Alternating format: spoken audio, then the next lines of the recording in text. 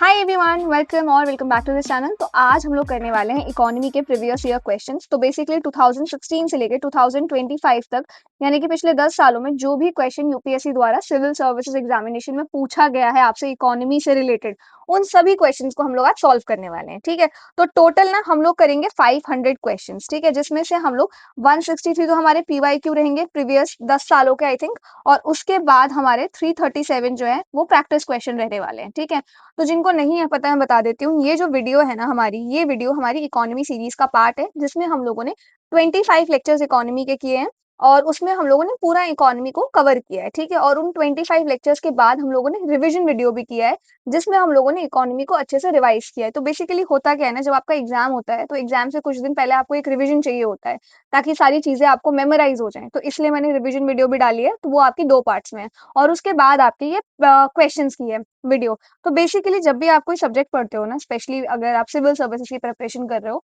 तो अगर आप चाहते हो कि आप एग्जाम में 10-15 क्वेश्चन जो किसी एक पर्टिकुलर सब्जेक्ट से पूछे जाते हैं उनको अटेम्प्ट कर पाओ, तो उसके लिए आपको मिनिमम 1000 क्वेश्चंस की प्रैक्टिस करनी होती है। ये एकदम सही है, समझ में आ गया।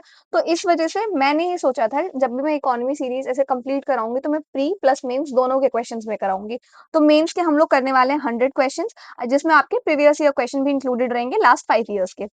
और प्री के हम लोग करने वाले हैं 500 क्वेश्चन, जिसमें आपका 10 ईयर के क्वेश्चन जो है इंक्लूडेड है। टोटल आपके 163 प्रीवियस ईयर क्वेश्चन है और 337 आपके प्रैक्टिस क्वेश्चन है। समझ में आ गया।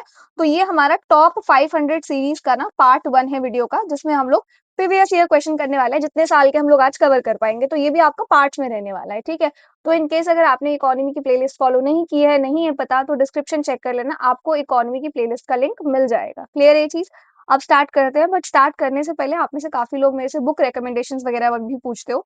तो देखो, इस वीडियो के डिस्क्रिप्शन में ना मैंने सब्जेक्ट वाइज हर बुक मेंशन कर दी है। तो अगर आपने कोई बुक लिस्ट अपनी प्रिपेयर नहीं की है कि आपको कौन सी किताब पढ़नी है किस सब्जेक्ट के लिए, तो आप लोग वो बुक लिस्ट फॉलो कर सकते हो। और जिन्होंने ऑलरेडी बुक लिस्ट प्रिपेयर कर रखी है कि मुझे स्पेक्ट्रम पढ़ना है, मुझे लक्ष्मीकांत पढ़ना है, मुझे ये पढ़ना है, तो वो लोग मत चेक करना, अपनी बुक लिस्ट मत छेड़छाड़ करना।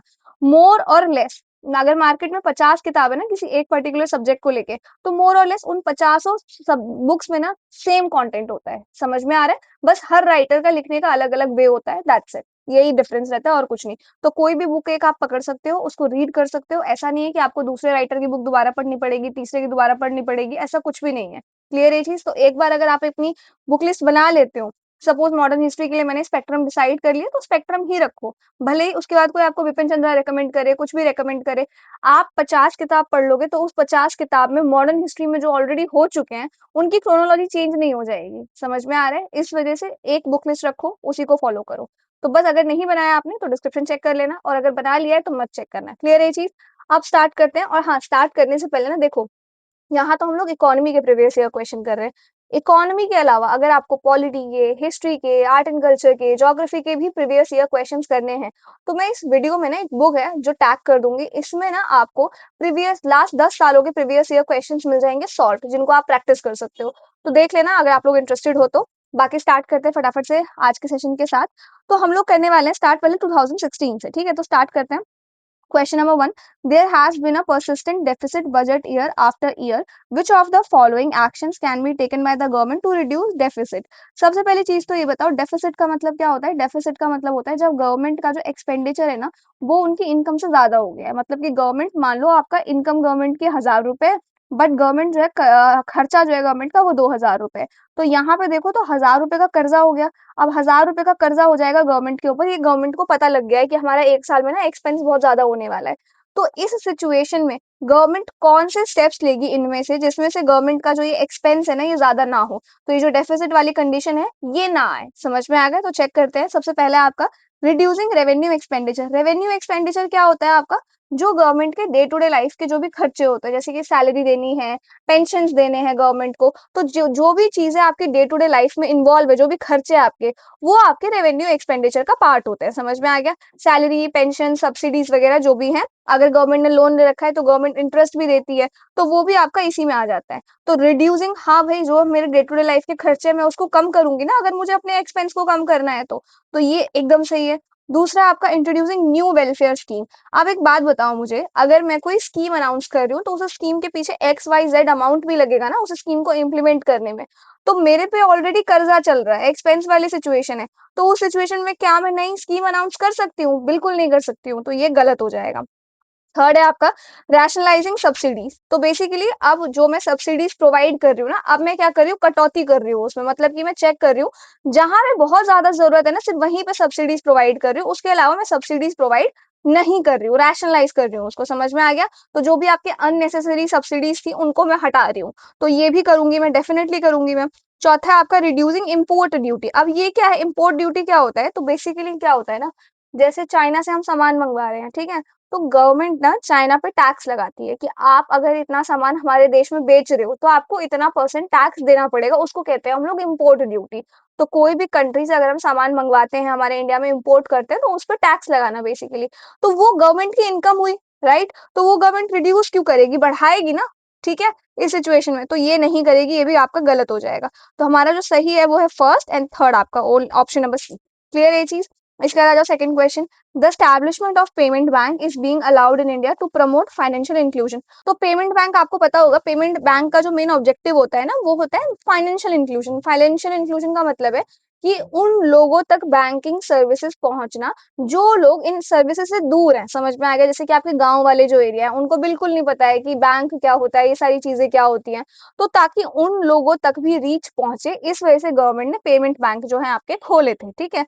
Now which of the following statement is are correct in this context? ठीक है, mobile telephone companies and supermarket chains that owned and controlled by residents are eligible to be promoters of payment bank। अब एक चीज समझो इस चीज को, जैसे मुझे पेमेंट बैंक के बारे में सिर्फ इतना पता है कि पेमेंट बैंक को स्टैब्लिश इसलिए किया गया था ताकि फाइनेंशियल इंक्लूजन, यानी कि जिन लोगों को बैंक्स के बारे में नहीं है पता, जिन लोगों को बैंकिंग सर्विसेज के बारे में नहीं है पता, उन तक ये चीज पहुंचे। क्लियर है? तो पेमेंट बैंक ना ऑलमोस्ट आपके कमर्शियल बैंक जैसे ही होते हैं, लेकिन इनमें ना बहुत कम एक्टिविटीज अलाउड होती है, जैसे कि ये लोग लोन नहीं दे सकते हैं, क्रेडिट कार्ड इशू नहीं कर सकते हैं, अप टू 2 लाख ही है जो अमाउंट ये लोग अपने पास रख सकते हैं, तो कुछ ऐसी कंडीशंस होती हैं। नाउ अब पेमेंट बैंक का आपको आइडिया लग गया। अब ये क्या कह रहा है कि जो मोबाइल टेलीफोन कंपनीज हैं या फिर जो सुपरमार्केट चेन्स, जो शॉप्स होती हैं, ठीक है, जो बेसिकली रेजिडेंट्स ही चला रहे होते हैं, वो लोग पेमेंट बैंक को प्रमोट कर सकते हैं। तो ये एकदम सही है। आप सोचो क्यों नहीं कर सकते? पेमेंट बैंक अगर मुझे लोगों तक पहुंचाना है, लोकल लोगों तक, गांवों तक, तो मुझे ये चीज तो करनी ही पड़ेगी ना। समझ में आ गया? तो बेसिकली आरबीआई के गाइडलाइंस के अकॉर्डिंग ना, ये जो एंटिटीज है आपकी, टेलीफोन कंपनीज हो गई, सुपरमार्केट चेन्स हो गई, और जो रेजिडेंट्स हो गए, वो लोग इसको प्रमोट कर सकते हैं। समझ में आ गया? तो ये एकदम सही है। दूसरा, payment bank can issue both credit card and debit card. नहीं, पेमेंट बैंक सिर्फ आपका जो डेबिट कार्ड, जो एटीएम कार्ड होता है, सिर्फ वही इशू कर सकती है, क्रेडिट कार्ड नहीं कर सकती है, ठीक है। तो ये गलत हो जाएगा। Payment bank can not undertake lending activities. Payment bank जो है आपका, वो बेसिकली लोन नहीं दे सकते, ये एकदम सही है। सिर्फ आपके डिपॉजिट एक्सेप्ट कर सकते हैं, पेमेंट हो सकता है, डेबिट कार्ड हो सकता है, कुछ हद तक आप बिल पेमेंट भी कर सकते हो, लेंडिंग नहीं कर सकते, यानी कि लोन नहीं दे सकते। समझ में आ गया? इनका जो फोकस होता है ना, वो होता है लो रिस्क वाली बैंकिंग एक्टिविटीज पे। समझ में आ गया? और लोन देना is like a riskier job, right? तो इस वजह से लोन नहीं दे सकते हैं। तो ये आपका सही हो जाएगा, ये गलत हो जाएगा, ये सही हो जाएगा। तो first and third, B is the right answer. समझ में आ गया? इसके बाद आ जाओ third question. With reference to IFC masala bond. सबसे पहले तो ये बताओ मसाला बॉन्ड क्या होते हैं? तो मसाला बॉन्ड आपके ऐसे बॉन्ड होते हैं जो कि ना रुपी डिनोमिनेटेड, यानी कि पैसे में जो रुपीज है, हमारी करेंसी है ना, उसी करेंसी में इश्यू होगा, और बाहर के जो इन्वेस्टर्स होंगे ना, वो इश्यू करेंगे इस चीज को। समझ में आ गया? फॉरेन इन्वेस्टर्स हैं जो इश्यू करेंगे। नाउ अब ये क्या है? With reference to IFC masala bond sometimes seen in the news, which of the following statements are correct? Now the International Finance Corporation which offers these bonds is an arm of the World Bank. ठीक है, एकदम ठीक है। ये जो ये IFC आपका, international Finance corporation, जो मसाला बॉन्ड इशू करते हैं, वो वर्ल्ड बैंक ग्रुप का ही एक पार्ट है। समझ में आ गया? तो बेसिकली ये लोग ना, जो डेवलपिंग कंट्रीज है ना, वहां पे प्राइवेट सेक्टर में इन्वेस्ट करते हैं, इंफ्रास्ट्रक्चर में इन्वेस्ट करते हैं। तो मसाला बॉन्ड को ना आईएफसी के द्वारा ही फर्स्ट टाइम इशू किया गया था। क्लियर है ये चीज ध्यान रखना। तो ये एकदम सही है ना। देखो ये 2016 का क्वेश्चन है। अब अगर आप देखोगे तो यूपीएससी का जो पैटर्न है ना, वो बिल्कुल चेंज हो चुका है। यूपी जैसे पहले क्या होता था, देखो सुनो ध्यान से। पहले होता था आपका स्टैटिक से आ गया क्वेश्चन, करंट से आ गया question, and that is it, ठीक है। लेकिन अब पता है क्या होता है? अब होता है जैसे कि अगर मसाला बॉन्ड न्यूज में बना हुआ है, करंट की कोई चीज है, तो करंट की कोई चीज स्टैटिक के साथ लिंक करके अब पूछा जाता है, समझ में आ गया। लेकिन फिर भी प्रीवियस ईयर क्वेश्चंस करना जरूरी है, ताकि जो भी कॉन्सेप्ट हम लोग नहीं कर पाए हैं जब इकोनॉमी पढ़ रहे थे, या कोई चीज होती है ना जो मिसलेनियस टॉपिक्स होते हैं, वो आपके प्रीवियस ईयर क्वेश्चंस करने से कवर हो जाते हैं, ठीक है। तो ये एकदम सही था। उसके बाद है they are rupee denominated bonds, ये मैंने आपको बताया था कि रुपीज में इशू किए जाते हैं, तो एकदम सही है। And are a source of debt financing for both public and private sector. हाँ बिल्कुल, देखो ध्यान से सुनो इस चीज को। तो ये रुपी डिनोमिनेटेड बॉन्ड है, और ये एक तरीके से डेट फाइनेंसिंग यानी कि उधार लेने के काम आता है, या पब्लिक सेक्टर में भी और प्राइवेट सेक्टर में भी, समझ में आ गया। तो बॉन्ड का काम ही यही होता है, ठीक है। तो आपके दोनों ही स्टेटमेंट जो है वो सही है, C option. Next, which of the following is are included in the capital budget of the government of India. अब मुझे एक चीज बताओ आप, कैपिटल बजट क्या होता है। सबसे पहली बात तो कैपिटल बजट में हमारा कैपिटल रिसीट, रुक जाओ यहाँ पे लिखना दो मुझे। जैसे हमारा कैपिटल बजट है, तो कैपिटल बजट में दो चीजें आती हैं, एक आता है कैपिटल रिसीट, दूसरा आता है आपका कैपिटल एक्सपेंडिचर, राइट। अब इस स्टेटमेंट को एनालाइज करते हैं। तो सबसे पहली चीज तो है expenditure on acquisition of assets like road, building, machinery etcetera. तो सबसे पहली चीज तो ये सब कुछ आपका कैपिटल एक्सपेंडिचर का पार्ट है। कैपिटल एक्सपेंडिचर में क्या चीजें आती हैं, कैपिटल एक्सपेंडिचर में लॉन्ग टर्म के लिए एसेट क्रिएट होते हैं, समझ में आ गया। लॉन्ग टर्म एसेट और लाइबिलिटीज का जो पार्ट होता है ना, वो आपका कैपिटल एक्सपेंडिचर में आता है, तो ये एकदम ठीक है। दूसरा आपका loan receipt from foreign investment, बिल्कुल सही है, ये कैपिटल रिसीट का पार्ट है, लॉन्ग टर्म का है ये। तो जो भी लोन आपके फॉरेन इन्वेस्टमेंट से हम लोगों को मिलेंगे, फॉरेन गवर्नमेंट से हम लोगों को मिलेंगे, वो चीजें आपके कैपिटल रिसीट का पार्ट हो जाएगी। तीसरा आपका loans and advances granted to the states and union territories, ये भी ठीक है। तो जो भी आपके गवर्नमेंट के मतलब कि ये जो होते हैं ना लोन्स और एडवांसेस जो ग्रांट्स दिए जाते हैं सेंट्रल गवर्नमेंट द्वारा स्टेट गवर्नमेंट को और यूनियन टेरिटरीज को, ये चीजें भी आपका इसी का पार्ट होती है, समझ में आ गया। तो तीनों ऑप्शन आपके एकदम ठीक है, डी। क्लियर है चीज। इसके बाद आ जाओ फिफ्थ पे, recently which one of the following currencies has been propose to be added to the basket of IMF SDR. सबसे पहले तो एक चीज बताओ, आईएमएफ एसडीआर क्या होता है। तो एसडीआर का मतलब होता है आपका स्पेशल ड्राइंग राइट, समझ में आ गया। और ये आपका आईएमएफ का ही एक इंटरनेशनल रिजर्व एसेट है, ठीक है। तो एसडीआर की जो वैल्यू है ना, वो कुछ मेजर इंटरनेशनल करेंसीज के बास्केट के ऊपर बेस्ड होती है, कि इनके कंपैरिजन में इनका एवरेज निकाल दिया तो एसडीआर की वैल्यू आ गई निकल के, ठीक है। तो जो सबसे लेटेस्ट उस टाइम के हिसाब से जो ऐड हुआ था ना, वो हुआ था चाइना का रेन मिनबी, ठीक है। तो बेसिकली इसी को हम लोग युआन भी कहते हैं, YUAN। ये आपका ऐड हुआ था, तो D is the right answer, ठीक है। तो बस यही था। इसके बाद आ जाओ, नेक्स्ट है आपका which of the following best describe the term import cover sometime scene in the news. अब इम्पोर्ट कवर क्या होता है, तो इम्पोर्ट कवर का मतलब ये होता है, अब आपको पता है हर कंट्री जो है वो अपने पास कुछ फॉरेन एक्सचेंज रिजर्व जो है वो रखते हैं। फॉरेन एक्सचेंज रिजर्व का मतलब क्या होता है कि कभी ऐसी सिचुएशन आ जाए कि हमारे पास डॉलर्स की जरूरत पड़ जाए हमको, या किसी और फॉरेन करेंसी की जरूरत पड़ जाए, तो वो आरबीआई के पास है संभाल के रखे हुए, ठीक है। तो जो भी कंट्री फॉरेन एक्सचेंज रिजर्व है उनके पास, उनसे वो कितने पैसे जो है हर महीने इंपोर्ट में पे करती हैं, वो आपका कहलाता है इंपोर्ट कवर। तो बेसिकली जो हमारे देखो फॉरेन एक्सचेंज रिजर्व का काम होता है जब भी कोई इमरजेंसी वाली सिचुएशन है ना, तब उनका इस्तेमाल किया जाए, ठीक है। लेकिन जब कोई कंट्री है वो एक महीने में अगर अपने फॉरेन एक्सचेंज रिजर्व से पे कर रही है, तो उस चीज को हम लोग कहते हैं इंपोर्ट कवर, यानी कि उसने अपने जो रिजर्व संभाल के रखा था ना, उसको वो पे कर रही है। क्लियर है चीज। तो देखो अब ये क्या है, it is the ratio of value of import to the gross domestic product of a country. नहीं ये गलत है, ऐसा कुछ नहीं है, ये गलत है, ये इम्पोर्ट कवर के अंदर नहीं आता। It is the total value of imports of a country in a year, नहीं गलत। It is the ratio between the value of exports and that of import between two countries, नहीं। It is the number of month of imports that could be paid for by a countries international reserve, एकदम सही है। तो basically जितने महीने भी मैंने अपने फॉरेन एक्सचेंज रिजर्व का इस्तेमाल किया है, उन पैसों को भरने के लिए, जो मैंने इम्पोर्ट किया उनमें जितना भी पैसा मेरे को लगा उसको भरने के लिए, वो आपका इम्पोर्ट कवर कहलाता है, ठीक है। इसके बाद आ जाओ, नेक्स्ट है हमारा the term core banking solution is sometimes seen in the news, which of the following statement best describe this term. तो कोर बैंकिंग सॉल्यूशन का मतलब होता है आपका, जैसे बैंक होते हैं, बैंक के बहुत सारे ब्रांचेस होते हैं ना, तो वो सारे ब्रांचेस आपके एक सेंट्रल सर्वर से कनेक्टेड रहे, समझ में आ गया।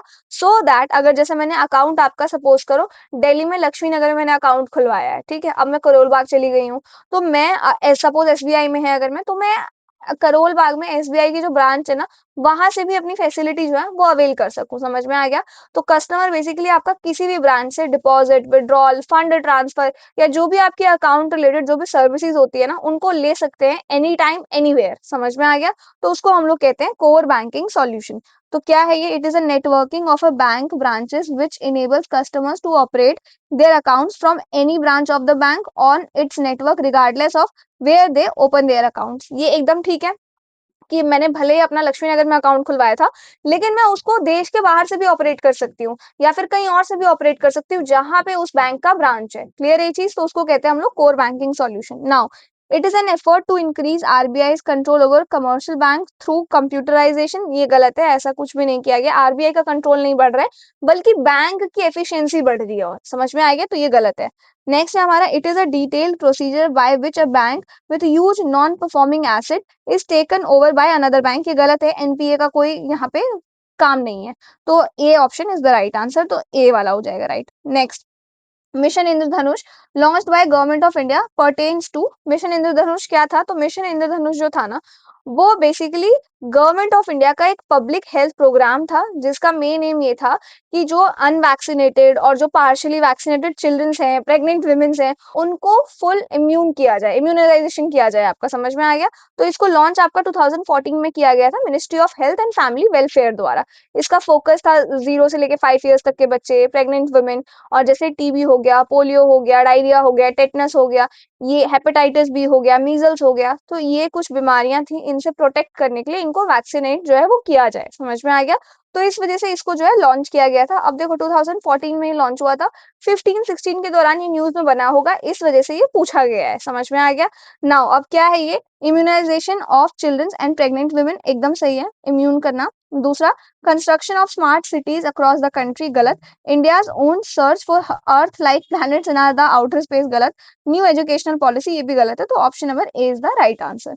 देन इसके बाद है हमारा, what is are the purposes of the marginal cost of fund based lending rate announced by RBI। अब अगर आप लोगों ने आरबीआई के क्वांटिटेटिव टूल्स के बारे में पढ़ा है, तो आपको इसके बारे में पता होगा। ठीक है? तो बेसिकली ये जो एमसीएलआर है ना, ये आरबीआई ने इंट्रोड्यूस किया था ताकि बैंक जो है ना, लेंडिंग रेट जो है, लेंडिंग रेट यानी कि जिस रेट पे बैंक लोन देते हैं, उनको मार्केट के कंडीशन के साथ लिंक कर सके। समझ में आ गया? और पॉलिसी रेट जो है ना, वो जल्दी चेंज हो। देखो यूजुअली क्या होता है, जब आरबीआई को मार्केट में मनी सप्लाई आपका बढ़ाना होता है या घटाना होता है, तो आरबीआई इंटरेस्ट रेट के साथ छेड़छाड़ करती है। आपने पढ़ा होगा, एसएलआर के साथ, सीआरआर के साथ, बैंक रेट होते हैं आपके, और भी जो 3-4 चीजें होती है, रिवर्स रेपो रेट, ये सारी चीजें ऐसा करती है आरबीआई। ठीक है? लेकिन कभी कभार क्या होता है ना, आरबीआई को अब जैसे मनी सप्लाई बढ़ाना है, तो आरबीआई इंटरेस्ट रेट कम करेगी। तो आरबीआई ने सपोज करो 5% इंटरेस्ट रेट था, उसको 2% कर दिया, इस उम्मीद में कि आगे बैंक भी अपना इंटरेस्ट रेट कम करेंगे ताकि ज्यादा से ज्यादा लोग लोन ले पाए। लेकिन बैंक के पास रिजर्व था, तो बैंक ने कहा अभी हम नहीं कर रहे, हम पे कोई फर्क नहीं पड़ रहा, हम शायद 5 महीने बाद, 6 महीने बाद या 1 साल बाद करेंगे। लेकिन आरबीआई को तो तुरंत वो रिजल्ट चाहिए था, तो इसीलिए आरबीआई ने ये कॉन्सेप्ट जो है इंट्रोड्यूस किया, जिसमें बैंक्स को ये बोला कि अगर आप लोन दे रहे हो ना, तो आपको लोन देना पड़ेगा मार्केट के कंडीशन के हिसाब से। तो अभी मार्केट की कंडीशन ये है कि 5% से 2% आ गया इंटरेस्ट रेट, तो आपको भी अपना इंटरेस्ट रेट अभी कम करना पड़ेगा। समझ में आ गया? ताकि जो भी पॉलिसीज वगैरह आरबीआई बनाए ना, उनका फास्टर ट्रांसमिशन हो सके, इस वजह से इसको लॉन्च किया गया था। ठीक है? Now these guidelines help improve the transparency in the methodology followed by banks for determining the interest rates on advances। एकदम ठीक है। तो बेसिकली ये ट्रांसपेरेंसी ला देते हैं, एफिशिएंसी बढ़ा देते हैं, ताकि जो भी आरबीआई ने डिसीजन लिया है ना, वो क्विकली लोगों तक पहुंच पाए। समझ में आ गया? तो ये एकदम सही है। दूसरा, these guidelines help ensure availability of bank credit at interest rates which are fair to the borrowers as well as bank। ये एकदम ठीक है। तो बेसिकली एमसीएलआर का ना ऑब्जेक्टिव यही होता है कि बोरोअर्स को रीजनेबल, लोअर और फेयर इंटरेस्ट रेट मिले, ताकि जो भी आरबीआई ने भी कम किया है अमाउंट, वो तुरंत बोरोवर तक पहुंच जाए। समझ में आ गया? साथ ही बैंक्स भी अपना कॉस्ट जो है कवर कर लेंगी, मार्जिन उनको भी मिले, तो इससे बोरोवर्स का और बैंक्स का दोनों का ही इंटरेस्ट जो है वो बैलेंस रहता है। ठीक है? तो बेसिकली एमसीएलआर क्या है? ट्रांसपेरेंट, फेयर और फास्टर ट्रांसमिशन है आरबीआई के पॉलिसी रेट्स का। क्लियर है ये चीज? इसके बाद तो हाँ, हमारा सी ऑप्शन जो है वो राइट हो जाएगा। नेक्स्ट है हमारे पास, the term base erosion and profit shifting. अगर आप लोगों ने रिवीजन वाली वीडियो देखी है इकोनॉमी की, तो आप लोगों को ये चीजें फटाफट रिवाइज हो रही होंगी, क्योंकि ये सारे कॉन्सेप्ट हम लोगों ने कवर किए थे। तो base erosion, profit shifting is sometimes seen in the news in the context of, अब ये पहले तो बताओ, ये दोनों किस चीज से रिलेटेड है? तो हमारे टैक्स इवेजन से रिलेटेड है। अगर आप लोगों ने पढ़ा है तो आपको पता होगा, जिन्होंने नहीं भी पढ़ा है मैं बताती हूँ। तो टैक्स इवेजन क्या होता है? टैक्स इवेजन का मतलब होता है आप टैक्स की चोरी कर रहे हो इलीगल तरीके से। और ये जो बेस इरोजन और प्रॉफिट शिफ्टिंग है ना, ये उसी चोरी को करने का एक तरीका है। समझ में आ गया? जिसमें आप लोग क्या करते हो, जो भी मल्टीनेशनल कंपनीज होती है ना, वो जो उनका जो प्रॉफिट है उसको या तो कम दिखा देती हैं, या फिर जो नो टैक्स कंट्रीज होती है ना, जहाँ पे आपको टैक्स नहीं देना पड़ता है, वहां पे अपने प्रॉफिट को शिफ्ट कर देती है। समझ में आ गया? इसी चीज को कहते हैं हम लोग base erosion and profit shifting. Now mining operation by multinational companies in source rich but backward areas, ये गलत है, ऐसा कुछ भी नहीं है। Curbing of the tax evasion by multinational company, एकदम ठीक है। तो जो टैक्स इवेजन के जो मेथड्स है ना, उनको कर्व करने की कोशिश की जा रही है। समझ में आ गया? मतलब टैक्स से बचने की कोशिश की जा रही है। इसके बाद है आपका exploitation of genetic resources of country by multinational of companies, ये शायद मैंने थोड़ा उल्टा लिख दिया स्टेटमेंट।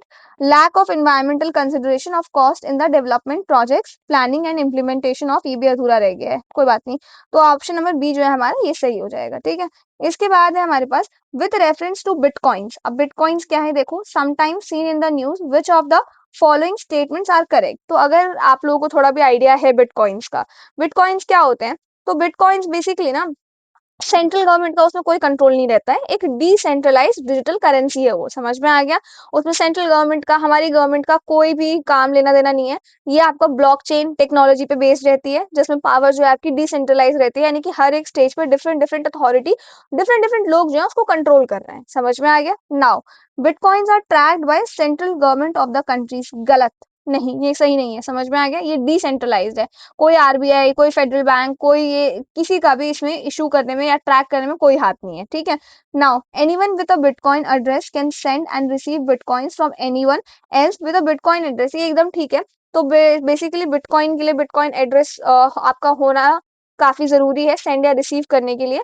तो अगर किसी के पास बिटकॉइन वॉलेट है तो, और बिटकॉइन एड्रेस है, तो वो directly peer to peer transaction जो है कर सकता है, कोई बैंक या कोई इंटरमीडिएरी की इसमें जरूरत नहीं पड़ती है। ठीक है।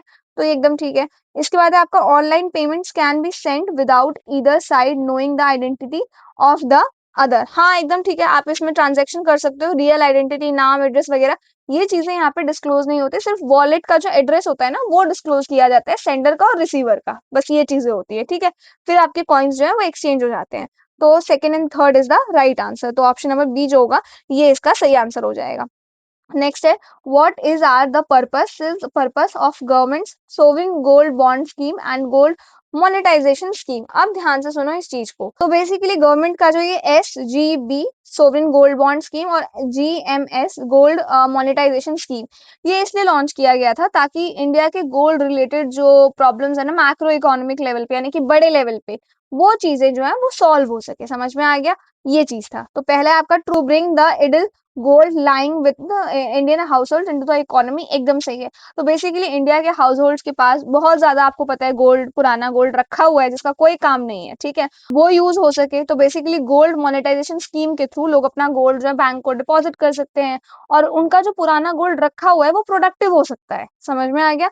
और दूसरा जो आपका सोवरेन गोल्ड बॉन्ड्स है, इसमें फिजिकल गोल्ड के बदले आपको ऑल्टरनेटिव मिल जाएंगे, तो लोग पेपर या फाइनेंशियल फॉर्म में गोल्ड को इन्वेस्ट करते हैं। समझ में आ गया? तो इससे जो गोल्ड आपका पड़ा हुआ था ऐसे ही, उसका जो है यूज हो सकता है किसी भी इकोनॉमी में। समझ में आ गया? तो ये एकदम ठीक है, इस वजह से इन दोनों स्कीम्स को लाया गया था। दूसरा है आपका to promote FDI in gold and jewellery sector, नहीं ऐसा नहीं है, बल्कि एफडीआई का और गोल्ड मोनेटाइजेशन का ना कोई डायरेक्ट लिंक नहीं है। ये बस इसलिए लाया गया था कि जो भी घरों में सोना पड़ा हुआ है ना, उसका कुछ यूज हो सके हमारी इकोनॉमी में। तीसरा है आपका to reduce India dependence on gold import, ये भी एकदम सही है। इंडिया जो है ना, वो वर्ल्ड का बड़ा गोल्ड इंपोर्टर है। ठीक है। तो हमारी डिमांड जो है फिजिकल गोल्ड पे बहुत ज्यादा है, तो वो डिमांड कम हो सके, रिसाइकिल, मोनेटाइज वगैरह हो सके गोल्ड, ताकि उन्हीं का इस्तेमाल हो सके। तो इससे जो हम लोग गोल्ड के इंपोर्ट पे बहुत ज्यादा डिपेंडेंट है ना, वो चीजें कम हो जाए। तो वो चीज कम होगी तो हमारा करंट अकाउंट डेफिसिट जो है, CAD, वो भी कम हो जाएगा। ठीक है। तो इसलिए आपका थर्ड ऑप्शन भी एकदम सही है। तो हमारा बेसिकली फर्स्ट एंड थर्ड, सी वाला ऑप्शन एकदम ठीक है। इसके बाद है आपका विच one of the following is the purpose of Uday, a scheme of the government. तो उदय का मतलब होता है आपका उज्जवल डिस्कॉम अश्योरेंस योजना। ठीक है। ये इसका फुल फॉर्म है। तो ये स्कीम आया इसलिए था आपका कि ताकि जो भी आपके ये पावर डिस्ट्रीब्यूशन कंपनीज है ना, जो भी power distribution companies heavy losses से या फिर हाई डेट बर्डन से या ऑपरेशनल इनएफिशिएंसी से जूझ रही है, तो उनकी हेल्प की जाए। समझ में आ गया? उनका डेट जो है रिजॉल्व करने में हेल्प की जाए, उनकी एफिशिएंसी को इम्प्रूव किया जाए। तो ये सारी चीजें हैं, इस वजह से इसको लाया गया था। तो ये तीनों ही आपके गलत हैं। Option number D is the right answer. ये इसलिए मैं ऐसे करा रही हूँ क्योंकि ये आपका 2016 की बात है। अब रेयरली इस स्कीम से कुछ पूछा जाएगा जब तक ये स्कीम दोबारा न्यूज में नहीं बनती है। इसलिए थोड़ा बहुत आपको इसके बारे में जानना ज़रूरी है and that is more than enough. बाकी अगर आप न्यूज़ में देखते हो इसका नाम, तो थोड़ा पढ़ लेना, ठीक है? इसके बाद है आपका India's ranking in the ease of doing business index is sometimes seen in the news. Which of the following has declared that ranking? तो ये जो ease of doing business index है ना, ये चीज आपका वर्ल्ड बैंक है जो रिपोर्ट ये इंडेक्स रिलीज करती है। अब एक पेज पे ना आप लोग लिस्ट बना लेना जितने भी इंडेक्सेस आप लोग कर रहे हो प्रीवियस ईयर क्वेश्चंस के अकॉर्डिंग, क्योंकि ये आपसे चांसेस है कि दोबारा ये पूछे जा सकते हैं। और इनके अलावा भी कोई इंडेक्स कोई रिपोर्ट आप देखते हो न्यूज़ में बना हुआ है तो उसको भी लिख लेना, कौन सी अथॉरिटी द्वारा रिलीज किया गया है, क्या काम है, किस चीज की रैंकिंग प्रोवाइड करता है, ये सारी चीजें क्योंकि ये इंपॉर्टेंट होती हैं, ठीक है? तो ये जो है आपका वर्ल्ड बैंक द्वारा रिलीज किया जाता है। इसमें ना वर्ल्ड बैंक असेस करता है किसी भी कंट्री में आप बिजनेस स्टार्ट कर सकते हो कि नहीं, कंस्ट्रक्शन परमिट है कि नहीं, electricity, credit access, taxation, contract enforcement. तो ये सारी चीजें कितनी इजी या कितनी डिफिकल्ट है, समझ में आ गया? ताकि पता लगाया जा सके कि उस पर्टिकुलर कंट्री में बिजनेस करना कितना आसान है या कितना मुश्किल है। क्लियर है ये चीज? तो ये है आपका C option is the right answer. इसके बाद है आपका Swayam initiative and of the government of India. अच्छा, ये ऐसे होगा, स्वयं एंड इनिशिएटिव ये इधर आएगा, कोई बात नहीं। स्वयं and initiative of the government of India aims at. अब स्वयं ये इनिशिएटिव इसका एम क्या था? तो बेसिकली ये जो था ना, जो आपके सिटीजन्स हैं उनको एजुकेशन मिल सके, ठीक है? इसका जो फुल फॉर्म था वो था आपका study webs of active learning for young aspiring minds, ठीक है? तो basically free online courses provide कराना स्कूल से लेके हायर एजुकेशन तक, और जो भी आपके एजुकेशन पूरी करने में जो भी आपके रिसोर्सेज वगैरह होने चाहिए उनको इंश्योर करने का काम था इस स्कीम का, ठीक है? तो इस वजह से ये आया था। तो इसका आंसर हो जाएगा आपका providing D, providing affordable and quality education to the citizens for free. Clear है ये चीज? ये भी अगेन रेयरली ही है जो इस बार आएगा, बट स्टिल प्रीवियस ईयर में पूछा गया है तो आपको पता होना चाहिए। बाकी अगर ये न्यूज में बना हुआ है दोबारा कहीं दिख रहा है आपको तो ये पढ़ जरूर लेना आप, ठीक है? इसके बाद है आपका प्रधानमंत्री मुद्रा योजना इज एम्ड एट। तो ये जो मुद्रा है ना, इसका फुल फॉर्म होता है आपका micro unit development and refinance agency, ठीक है? ये है ना आपके बेसिकली जो स्मॉल एंड माइक्रो एंटरप्रेन्योर्स होते हैं ना, उनको क्रेडिट देना यानी कि लोन देना, उन्हें फॉर्मल बैंकिंग सिस्टम से जोड़ना, ये सारी चीजें कराना इसका काम था मुद्रा योजना का, ठीक है? तो नाउ क्या है, bringing the small entrepreneurs into formal financial system. ये एकदम ठीक है कि हाँ फॉर्मल फाइनेंशियल सिस्टम में उनको पार्ट बनाना था। दूसरा है providing loans to poor farmers for cultivating particular crops. नहीं, ये आपका सिर्फ और सिर्फ स्मॉल एंड माइक्रो एंटरप्रेन्योर्स के लिए है, फार्मर्स के लिए नहीं है। Providing pension to old and destitute person, गलत। Funding the voluntary organisation involve in the promotion of skill development and employment generation, ये भी गलत है। तो option number A is the right answer. इसके बाद है आपका global financial stability report is prepared by. Again report related है, ब्लैंक के पेज पे लिख लेना कि कौन कौन सी रिपोर्ट आप लोगों ने पढ़ ली है।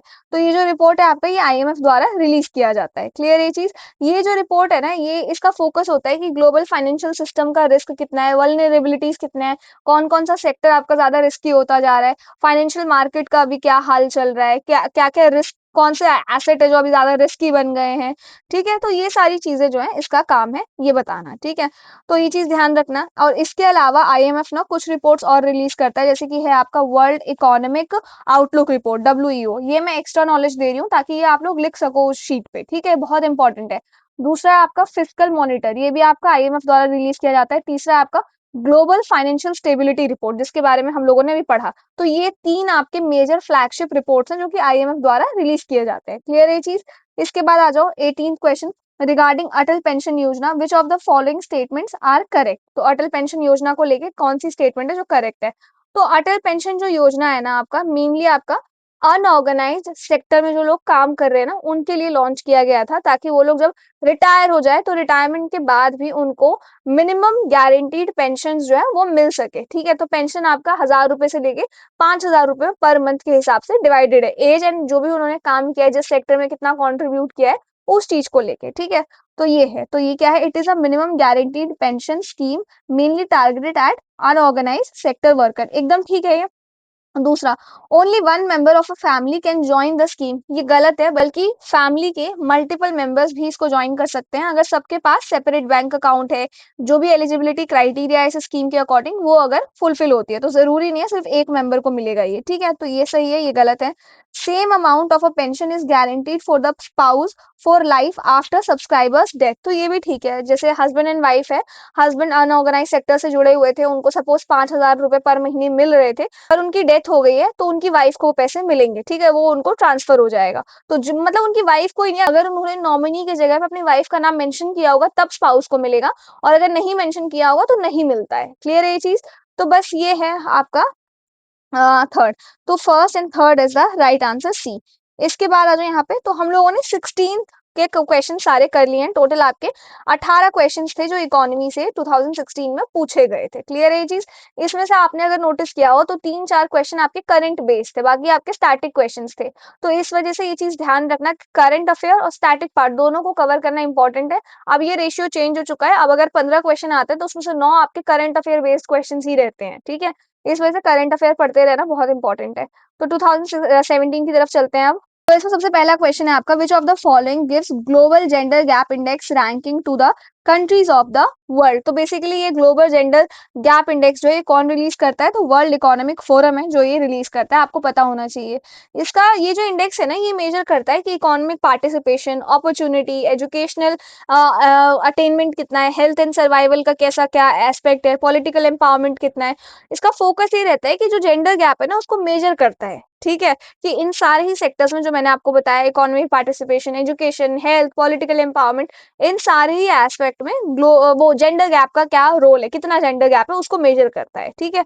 तो ये काम है इसका। इसके बाद है आपका, which of the following statement is are correct regarding the monetary policy committee। अब monetary policy committee I think बहुत ही बेसिक चीज है ये, आपने अगर इकोनॉमी पढ़ लिया है तो ये एटलीस्ट आपको पता होना चाहिए, ठीक है।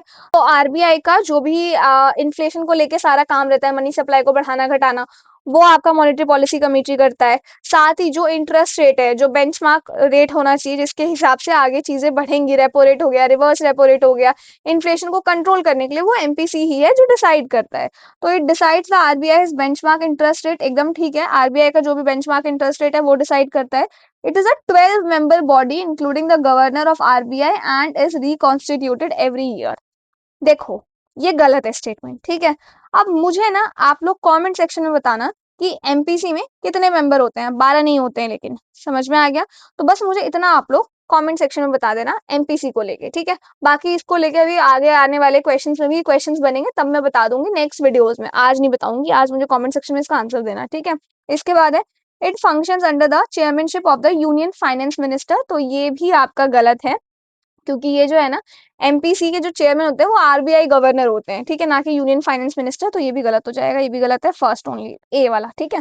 तो इसके बाद है आपका, which of the following is a most likely consequence of implementing the unified payment interface. अब आई डोंट थिंक मुझे यूपीआई अभी आप लोगों को समझाने की जरूरत है, जब ये आया था 2017 के आसपास तब थोड़ा नया कॉन्सेप्ट होता था, लोगों को समझने में थोड़ी प्रॉब्लम थी, बट अब तो आई थिंक आप लोगों को पता ही होगा यूपीआई क्या है। आप बैंक टू बैंक जो है रियल टाइम में पैसे जो है ट्रांसफर कर सकते हो स्मार्टफोन के थ्रू, समझ में आ गया, डायरेक्टली बैंक अकाउंट से बैंक अकाउंट तक, ठीक है।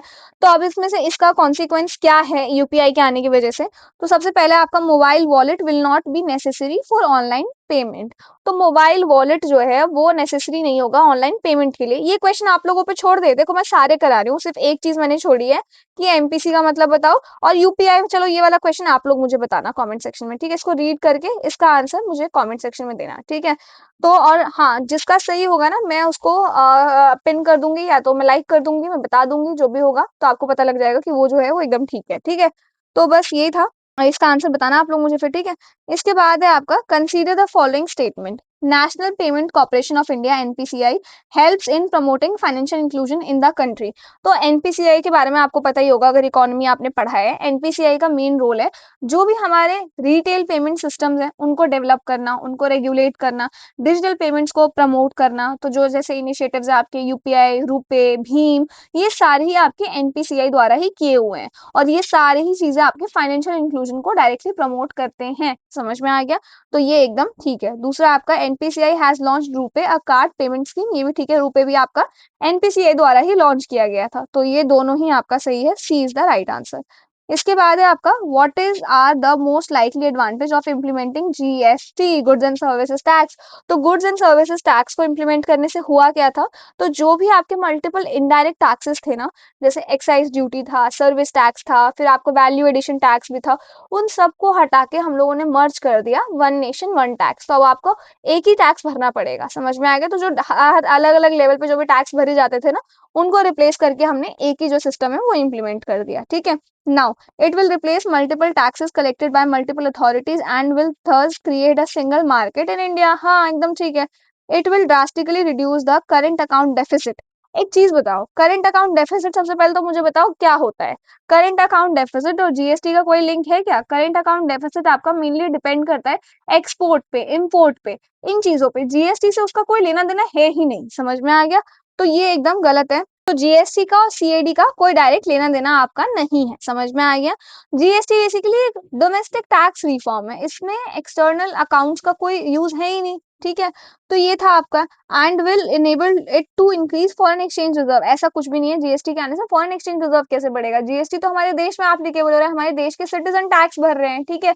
फॉरेन एक्सचेंज रिजर्व का क्या लेना देना है उससे? तो ये एकदम गलत है। तो ये गलत हो गया, ये सही हो गया। नाउ इट विल इनॉर्मसली, जहां ये वर्ड्स दिख रहा है ना जो ज्यादा एग्जैजरेटेड है, समझ जाना डेंजरस है वो वर्ड, समझ में आ गया। Now it will it will enormously increase the growth and size of economy of India and will enable it to overtake China in the near future। ये एकदम गलत है। देखो, अगर आप लोगों को लैफर कर्व का कॉन्सेप्ट पता है, लैफर कर्व क्या है कि टैक्स रेट जितना आपका बढ़ेगा उतना टैक्स रेवेन्यू भी बढ़ेगा, ठीक है। लेकिन ये चीज जो है ना, ये एक पॉइंट तक रहेगी। एक पॉइंट तक आप टैक्स रेट बढ़ा लोगे तो रेवेन्यू बढ़ेगा। एक पॉइंट के बाद अगर टैक्स रेट बहुत ज्यादा हो गया है तो वो भी आपको नुकसान करेगा, लोग टैक्स भरेंगे ही नहीं, देश छोड़ के भागने लग जाएंगे, समझ में आ गया। तो ये सिचुएशन आ सकती है। तो वही है कि अगर जीएसटी बढ़ गया, जीएसटी के आने से क्या हमारी इकोनॉमी इतना ज्यादा ग्रो कर जाएगी? नहीं, जीएसटी इकोनॉमी की ग्रोथ के लिए जरूरी है, इकोनॉमी की ग्रोथ को सपोर्ट करता है, बट इनॉर्मसली इंक्रीज ऐसा नहीं होगा, समझ में आ गया। और चाइना को नियर फ्यूचर में ओवरटेक कर लेगी ऐसा नहीं है, ये ओवर एग्जैजरेटेड स्टेटमेंट्स है, अनरियलिस्टिक स्टेटमेंट्स है, तो ये गलत हो जाएगा, ठीक है। तो सिर्फ वन ही है जो सही है।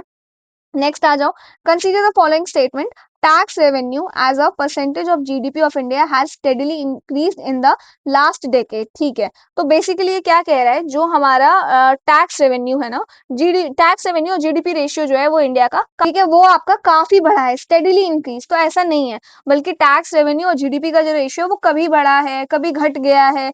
तो जीएसटी के आने के बाद इकोनॉमी आपकी स्लो हुई है, इकोनॉमी आपकी ग्रो भी हुई है, फिर कोविड आ गया है। तो ये ऐसा कुछ सही नहीं है, ये स्टेटमेंट समझ में आ गया, गलत है। तो उसके बाद है fiscal deficit as a percentage to GDP, यानी कि फिस्कल डेफिसिट और जीडीपी का रेशियो जो हम निकालते हैं वो भी स्टेडीली आपको बढ़ा है। ये चीज, ये जो स्टेटमेंट्स आती है ना, बहुत डेंजरस स्टेटमेंट है, ध्यान रखना, ठीक है। स्टेडीली अगर ना हो, इंक्रीज हो, तो हाँ इंक्रीज हुआ है, स्टेडीली यानी कि सिर्फ बढ़ता ही चला गया है क्या? ऐसा नहीं है, समझ में आ गया। तो ये भी आपका गलत हो जाएगा। कुछ सालों में कम हुआ है, कुछ सालों में बहुत ज्यादा बढ़ा है, स्पेशली आपका जो कोविड पीरियड था, तो ये भी आपका स्टेडीली इंक्रीज नहीं हुआ है, समझ में आ गया, बल्कि आपके अप्स एंड डाउन्स जो है ये चलता ही रहता है। किसी भी इकोनॉमी में ऐसा हो सकता है कि खाली बढ़ता ही चला गया है, ठीक है। तो ये दोनों गलत है आपका, तो नीदर हो जाएगा ये। इसके बाद है आपका which of the following has have occurred in India after its liberalisation of economic policies in 1991। तो देखो 1991 के बाद ना, 1991 से पहले बेसिकली क्या था, मतलब जो कंपनीज थी मोस्टली गवर्नमेंट ओन्ड कंपनीज थी। जैसा ब्रिटिशर्स हाल पे इंडिया को छोड़ के गए थे, इंडिया उसी हाल में था। और 1991 में गवर्नमेंट ने डिसाइड किया कि अगर हमको इंडिया की इकोनॉमी को बूस्ट करना है, अच्छा ग्रो कराना है, तो हमें कुछ ना कुछ चेंजेस जो है करने पड़ेंगे। तब जाके गवर्नमेंट जो है ना आपका एलपीजी रिफॉर्म्स लेके आई थी। एलपीजी रिफॉर्म्स का मतलब है लिबरलाइजेशन, प्राइवेटाइजेशन, ग्लोबलाइजेशन, समझ में आ गया। इसका मेन ऑब्जेक्टिव ये था कि इंडिया की जो इकोनॉमी है वो ग्रो करे, फॉरेन से जो इन्वेस्टमेंट है ना वो इंडिया में आए। तो बेसिकली 1991 से पहले ना अगर फॉरेन का कोई बंदा इंडिया में इन्वेस्ट करना चाह रहा है तो वो नहीं कर सकता था, समझ में आ गया। इतने टाइट रेगुलेशंस थे। 1991 में जाके उन रेगुलेशंस को थोड़ा ढीला किया गया, लिबरलाइज किया गया, ताकि फॉरेन से इन्वेस्टमेंट जो हो इंडिया में हो सके, समझ में आ गया। तो उसी के ऊपर बेस्ड है ये क्वेश्चन। तो क्या है, share of agriculture in GDP increase enormously? नहीं। एक तो देखो, अगर आपको ये नहीं भी पता है ना, तो ये काफी डेंजरस वर्ड्स होते हैं। इनॉर्मसली क्या अचानक से सब कुछ हो जाएगा एकदम ग्रो? नहीं, ठीक है। दूसरा, share of India's export in the world trade increase, बिल्कुल सही है कि इंडिया का जो एक्सपोर्ट सेक्टर था ना वर्ल्ड ट्रेड में वो बढ़ने लग गया था, समझ में आ गया। सॉफ्टवेयर में, सर्विसेज में, फार्मास्यूटिकल्स में, ये तीनों ही सेक्टर्स जो है इन्होंने कंट्रीब्यूट किया था इंडिया के एक्सपोर्ट्स को बढ़ाने में, समझ में आ गया। तो ये एकदम सही है। एफडीआई इनफ्लोज इंक्रीज, एफडीआई का जो फॉरेन डायरेक्ट जो इन्वेस्टमेंट हो रहा था वो बढ़ गया था। तो 1991 से पहले काफी ज्यादा रेस्ट्रिक्शंस थे, बट 1991 के बाद इन रिफॉर्म्स को थोड़ा ढीला किया गया था, रिलैक्स किया गया था रूल्स को, जिसकी वजह से आपका मल्टीनेशनल कंपनीज जो है इंडिया में आ पाई थी, समझ में आ गया। तो ये भी ठीक है। India's foreign exchange reserve increase enormously देखो ये स्टेटमेंट एकदम सही है, यहाँ पे इसको लेके वो मत होना कि इनॉर्मसली कैसे अचानक बढ़ जाएगा, बट बढ़ गया था क्योंकि 1991 के बाद एफडीआई अलाउ किया गया था, समझ में आ गया। तो 1991 के बाद अलाउ किया गया, उससे पहले तो फॉरेन जो रिजर्व था हमारे पास, फॉरेन के जो पैसे थे वो आने के लिमिटेड ही रिसोर्स थे, लेकिन जैसे ही आपका एफडीआई अलाउड हुआ ना इंडिया में, वैसे ही आपके हमारे पास करेंसीज आने लग गए। तो बेसिकली फॉरेक्स रिजर्व जो है ना सिर्फ 2 से 3 हफ्ते में काफी अच्छा खासा ग्रो कर गया था इंडिया में, समझ में आ गया। तो बस यही है, तो ये एकदम ठीक है। तो second, third and fourth, 2, 3 and 4 B is the right answer, समझ में आ गया। इसके बाद आ जाओ यहाँ पे, what is the purpose of setting up small finance bank in India. सबसे पहले तो स्मॉल फाइनेंस बैंक होते क्या है। फाइनेंशियल इंक्लूजन हम सभी को पता है कि एटलीस्ट जो लोग मतलब जो गांव वाला एरिया भी है, वहां भी जो पिछड़े से पिछड़े हुए कैटेगरी में भी लोग आते हैं उनको भी बैंकिंग सर्विसेज मिल सके, समझ में आ गया। तो बेसिकली फाइनेंशियल इंक्लूजन को प्रमोट करने के लिए स्मॉल फाइनेंस बैंक जो है वो सेटअप किए गए थे। इनका एम ये था कि जो आपके स्मॉल बिजनेसेस होते हैं, मार्जिनलाइज्ड फार्मर्स होते हैं, जो लो इनकम वाले हाउस होल्ड होते हैं, और जो माइक्रो और स्मॉल बिजनेस कैटेगरी में जो लोन्स की जरूरत होती है, क्रेडिट की जो नीड होती है ना, इन 3-4 चीजों को पूरा किया जाए, समझ में आ गया। इस वजह से इसको जो है ना सेटअप किया गया था। तो क्या है, to supply credit to small business units, ये एकदम सही है। जो छोटे बिजनेस यूनिट्स हैं, एमएसएमईज हैं, उनको मतलब इसका प्राइमरी ऑब्जेक्टिव ही ये था कि उनको लोन इजीली मिल सके, समझ में आ गया। क्रेडिट का मतलब क्या होता है, लोन। दूसरा है आपका to supply credit to small and marginal farmers, एकदम सही, ठीक है। तीसरा क्या है, to encourage young entrepreneurs to set up business particularly in rural areas. अब एक चीज बहुत ध्यान से सुनो, यंग एंटरप्रेन्योर्स को सपोर्ट करना है, उनको एनकरेज करना है ताकि वो बिजनेस स्टार्टअप वगैरह स्टार्ट करें, ठीक है। लेकिन रूरल एरियाज में ऐसा कोई स्पेसिफिकली नहीं है, कहीं भी कर सकते हो, ठीक है। तो ये स्टेटमेंट आपका गलत हो जाएगा। तो 1 and 2 is the right answer, A is the right answer. इसके बाद है आपका, which of the following statements best describes the term scheme for sustainable structuring of stressed assets recently seen in the news। सबसे पहले तो stressed asset क्या होता है, तो stressed asset वो कंडीशन है जब आप लोग बैंक का जो लोन है ना वो रीपे करने में थोड़ा सा आपको मुश्किल हो रही है, समझ में आ गया। तो बेसिकली ये जो स्कीम है ना S4A, ये आरबीआई की स्कीम थी जो 2016 में आपका आया था। बेसिकली इसलिए आया था, जो लार्ज कॉर्पोरेट बोरोअर्स हैं, यानी कि जो बड़ी बड़ी कंपनीज है, उन्होंने जो लोन ले रखा है और वो लोन आपका स्ट्रेस्ड एसेट बन जाता है, मतलब वो लोग लोन टाइम पे चुका नहीं पाते हैं, और धीरे धीरे यही स्ट्रेस्ड एसेट आपका नॉन परफॉर्मिंग एसेट जो है बन जाता है, यानी कि वो लोन कभी बैंक को दे ही नहीं पाते हैं, ठीक है। ऐसी जो सिचुएशंस है ना, इन सिचुएशन को टैकल करने के लिए इसको लाया गया था S4A स्कीम को, समझ में आ गया। तो बेसिकली इसका एम ये था कि जो ये बड़ी बड़ी कंपनीज हैं, जो ये कॉर्पोरेट्स हैं, डिफिकल्टी हो रही है इनको अपना लोन रीपे करने में, इनकी हेल्प की जाए।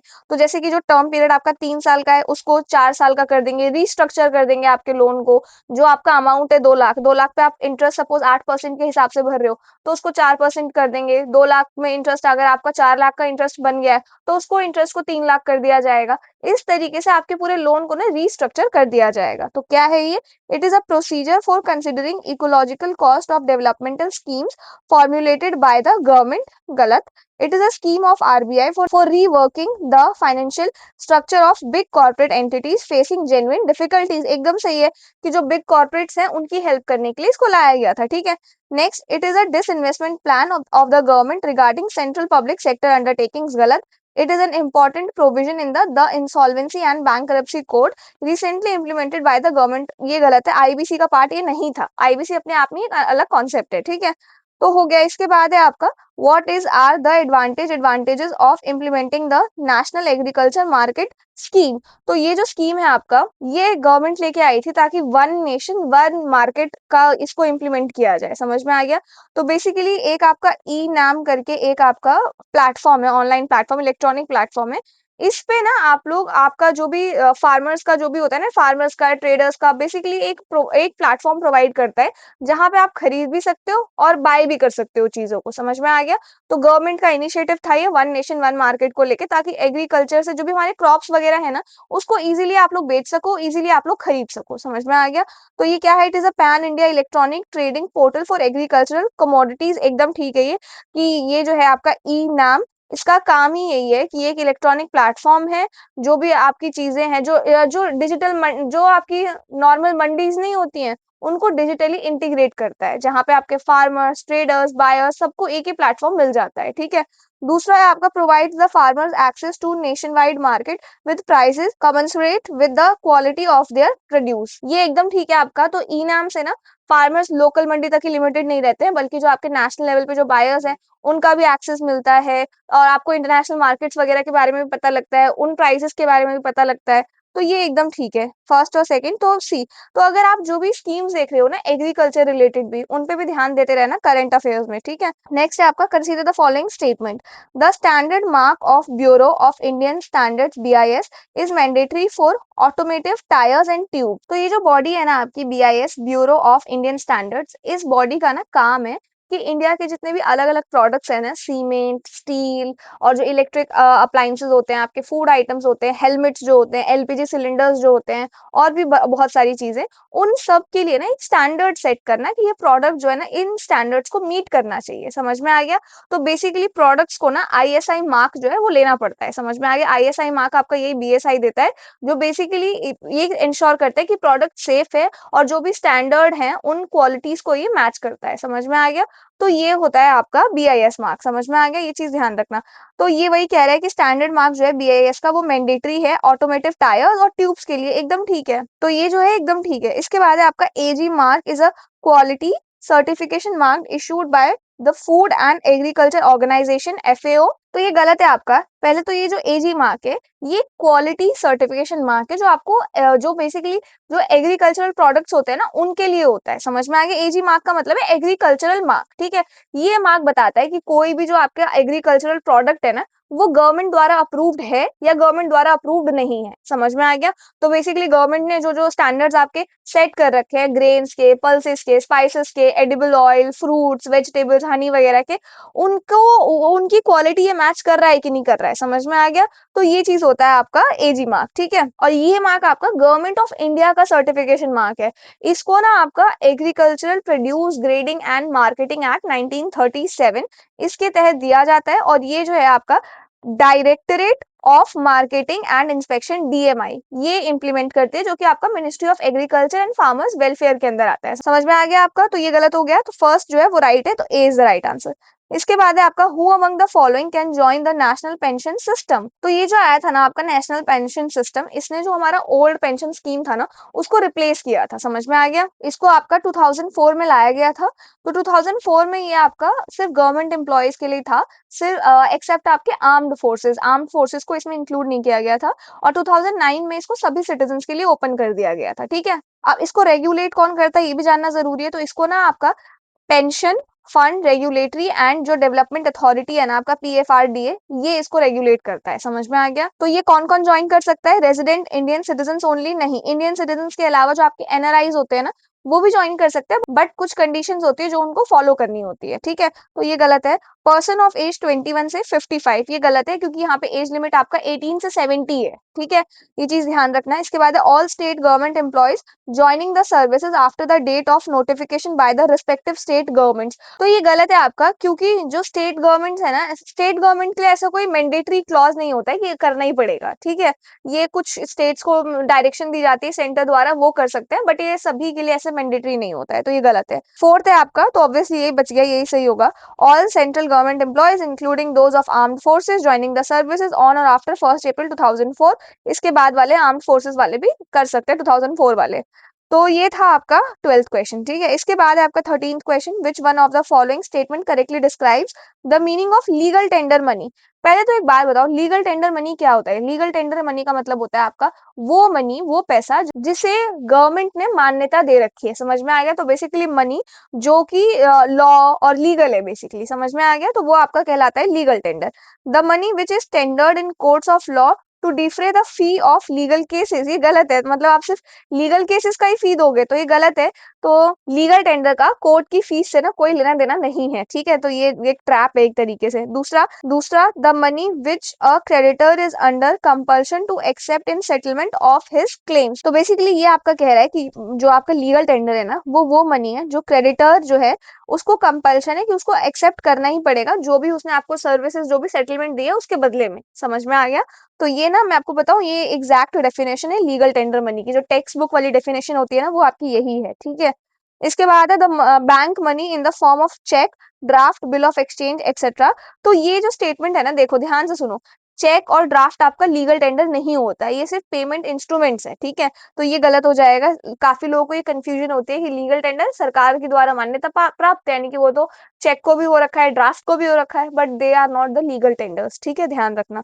इसके बाद the metallic money in circulation in account, ये भी आपका गलत हो जाएगा, क्योंकि पेपर करेंसी भी लीगल टेंडर होता है, सिर्फ मेटेलिक मनी बोलना गलत हो जाएगा, ठीक है। तो ये भी गलत है, तो option number B is the right answer. इसके बाद है with reference to the prohibition of benami property transaction act 1988, PBPT act, consider the following statement. ठीक है, पहले तो ये बताओ बेनामी प्रॉपर्टी क्या होती है। तो बेनामी प्रॉपर्टी वो प्रॉपर्टी होती है जो है मेरी प्रॉपर्टी, लेकिन किसी और के नाम पे, रियल ओनर के नाम पे नहीं है, ठीक है। तो है किसी और के नाम पे पर रियल ओनर कोई और है।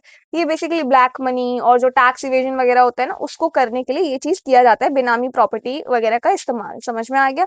तो ये है क्या? तो बेसिकली ये जो है आपका prohibition of benami property transactions act, ये नाम से ही पता लग रहा है कि बेनामी प्रॉपर्टी वगैरह वाली जो सिचुएशन होगी उनको रोकने के लिए ये एक्ट आया होगा, ठीक है। तो देखते हैं हम। Property transaction is not treated as Benami transaction if the owner of the property is not aware of the transaction. तो ये एकदम गलत है। बेनामी होने या ना होने का क्राइटेरिया अवेयरनेस पे डिपेंड बिल्कुल नहीं करता है। अगर प्रॉपर्टी किसी और के नाम पर है, किसी और की कंसिडरेशन में है, तो वो बेनामी के अंदर आएगा ही आएगा। समझ में आ गया? चाहे जिसके नाम पे है उसको पता हो या ना हो पता, ठीक है। तो ये गलत है। उसके बाद है properties held benami are liable for confiscation by the government, ये एकदम ठीक है। तो बेनामी प्रॉपर्टी जो है ना, उसको गवर्नमेंट जो है अपने अंदर सीज कर सकती है, ये चीज ध्यान रखना, ठीक है। तो ये सही है। The act provides for 3 authorities for investigation but does not provide for any appellate mechanism. तो ये जो स्टेटमेंट है ये गलत है आपका। एक्ट क्लियरली जो है अपेलेट मैकेनिज्म प्रोवाइड करता है। जो आपकी एडजुडिकेटिंग अथॉरिटी है, अपेलेट ट्राइब्यूनल है, हाई कोर्ट है, इन सभी के पास आप वो अपील लेके जा सकते हो। तो ये आपका गलत हो जाएगा। तो ओनली 2 जो है आपका सेकंड स्टेटमेंट सिर्फ वही सही है। इसके बाद है आपका which of the following are the objective of national nutrition mission. अब नेशनल न्यूट्रिशन मिशन है क्या? तो नेशनल न्यूट्रिशन मिशन ये जो है ना, इसको पोषण अभियान के अंदर ही लॉन्च किया गया था 2018 में, ministry of women and child development के द्वारा, ठीक है। इसका एम ये था जो मैल न्यूट्रिशन हो रही है ना बच्चों के अंदर, विमेन्स के अंदर, और जो आपके टीनेजर्स हैं उनके अंदर, उस चीज को कम किया जाए। इस वजह से जो नेशनल न्यूट्रिशन मिशन है इसको लाया गया था, ठीक है। तो बेसिकली ये क्या है? To create awareness relating to malnutrition among pregnant women and lactating mothers, ये एकदम ठीक है। अवेयरनेस फैलाना माल न्यूट्रिशन को लेके आपके प्रेग्नेंट वुमेन में, लैक्टेटिंग मदर्स में, इन दोनों में। तो फर्स्ट ठीक है, to reduce the incidence of anaemia among young children, adolescent girls and women, ये भी सही है। तो इस मिशन का टारगेट ही यही था कि अनीमिया को कम किया जाए, स्पेशली आपके चिल्ड्रन, अडोलेसेंट गर्ल्स में एंड वुमेन में, ठीक है। इसके बाद to promote consumption of millets, coarse cereals and unpolished rice, ये गलत है आपका। देखो इस स्कीम के थ्रू अवेयरनेस फैलाना, लोगों को बताना जरूर था, लेकिन ऐसा नहीं था कि हम प्रमोट कर रहे हैं मिलेट का या सीरियल्स का या अनपॉलिश्ड राइस का कंजम्पशन, ऐसा कोई एक्सप्लिसिट ऑब्जेक्टिव नहीं था, ठीक है। तो ये गलत हो जाएगा। तो थर्ड हटा दो, कहाँ कहाँ हो गया। फोर्थ देखते हैं हम। To promote the consumption of poultry eggs, ऐसा कुछ नहीं है। अंडों का ऐसा नहीं था कि आपको अंडे खाने ही पड़ेंगे, ऐसा कोई ऑब्जेक्टिव नहीं था, ठीक है। तो फोर्थ भी गलत हो जाएगा। तो first and second is the right answer. इसके बाद है आपका the trade dispute act of 1929 provides for. तो ट्रेड डिस्प्यूट एक्ट जो है आपका 1929 वाला, ये ना बेसिकली ब्रिटिश कॉलोनियल पीरियड का ही लेबर लॉ है। समझ में आ गया? तो इसका मतलब ये था, इस एक्ट को लाने के पीछे का पर्पस ये था कि उस टाइम पे ना जो आपके वर्कर्स है बहुत ज्यादा स्ट्राइक करते थे, बहुत ज्यादा हड़ताल वगैरह हो गया, ये सारी चीजें बहुत करते थे। तो ब्रिटिश गवर्नमेंट का एम था कि लेबर मूवमेंट को थोड़ा सा कंट्रोल किया जाए। समझ में आ गया? इस वजह से ये जो एक्ट है आपका आया था। और इस एक्ट का मेन ऑब्जेक्टिव था इंडस्ट्रियल डिस्प्यूट्स को रोकना, स्ट्राइक्स को थोड़ा सा रेस्ट्रिक्शन लगाना उन पे, और जो भी हमारा इकोनॉमिक इंटरेस्ट है ना उसको प्रोटेक्ट करना। समझ में आ गया? कॉलोनियल इकोनॉमिक इंटरेस्ट, ठीक है, ब्रिटिशर्स के टाइम की बात हो रही है यहाँ पे। तो फर्स्ट ऑप्शन है हमारे पास the participation of workers in the management of industries. तो ये इसके पार्टिसिपेशन के लिए बिल्कुल नहीं था, ये गलत है। Arbitrary powers to the management to quell industrial disputes, ऐसा भी नहीं है, कोई आर्बिट्री पावर्स नहीं दी गई थी। An intervention by the British court in the event of trade dispute नहीं। A system of tribunals and a ban on strikes, ये एकदम ठीक है जो इसको डिफाइन कर रहा है, ठीक है। तो बेसिकली ये था आपका 2017 में जितने भी आपके 16 प्रीवियस ईयर मतलब 16 क्वेश्चंस पूछे गए हैं वो, ठीक है। तो आज हम लोगों ने 2016 एंड 2017 के क्वेश्चंस जो है वो कवर किए हैं, ठीक है। तो ये पार्ट 1 के लिए रहने देते हैं। पार्ट 2 में हम लोग 2018 एंड 2019 के क्वेश्चंस करेंगे, ठीक है। कोई डाउट हो अगर आप लोगों को तो प्लीज बताना मुझे कमेंट सेक्शन में।